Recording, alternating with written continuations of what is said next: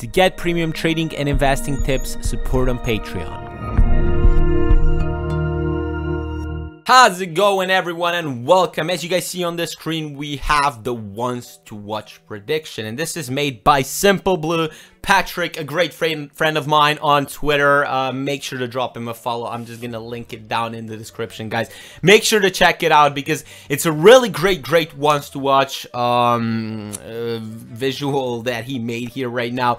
And basically why I'm doing this video is because the cards that we'll get into the ones to watch, they will be one of the cards that you can make the most profit on. I'm not talking about the ones to watch cards. I'm talking about the gold versions who get the ones to watch card. Now we don't know which sort of cards will basically get into a wants to watch team, which should be 2 weeks after the release usually of the web app. That's when the wants to watch team is out, so you have plenty of time to buy specific players for a pretty low value before they go up and jump up in value.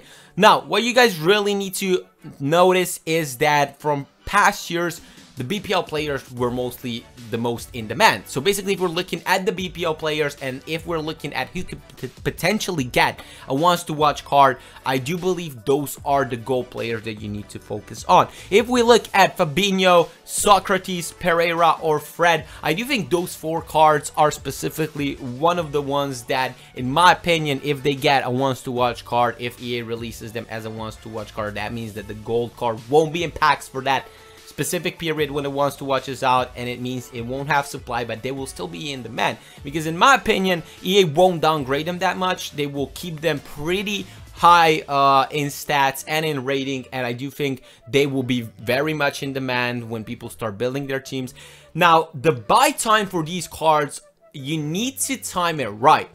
It should be the Sunday when the weekend league ends, for before the Friday or when the wants to watch team is released, because the wants to watch team will be potentially released on Friday, and before they get released that Friday, the Sunday before this Friday, you need to catch it up. You need to buy these cards.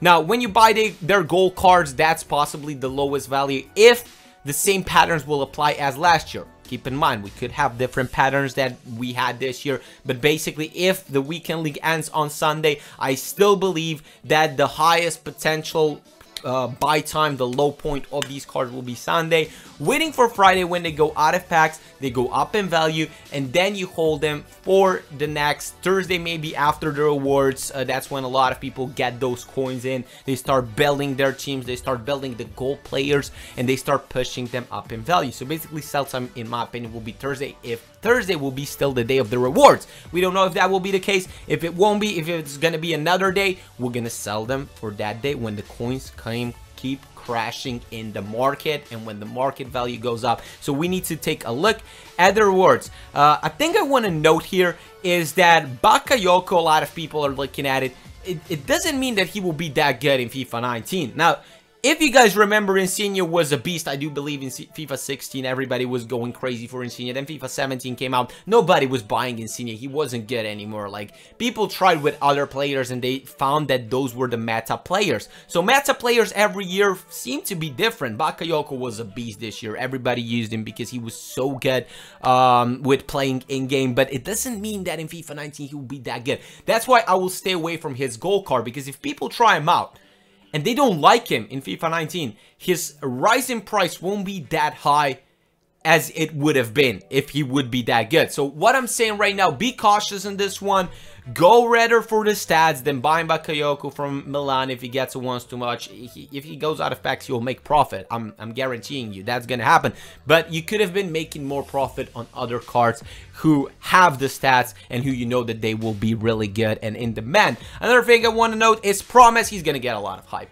Promise is going to get a lot of hype. If he's going to perform well in FIFA 19, he's going to be a mad investment as a gold card. Even if he's going to be as a striker, that's going to be even more mad. So we're just going to be looking at these ones to watches when they come out. Of course, I'm going to be releasing all sorts of videos. Make sure to be here on my channel. I'm going to be guiding you through step by step to help you make those coins. Thank you so much for watching. Again, guys, if you have any questions, drop them down below in the description. I'll make sure to answer every single one of you beautiful people. And see you next time. Cheers.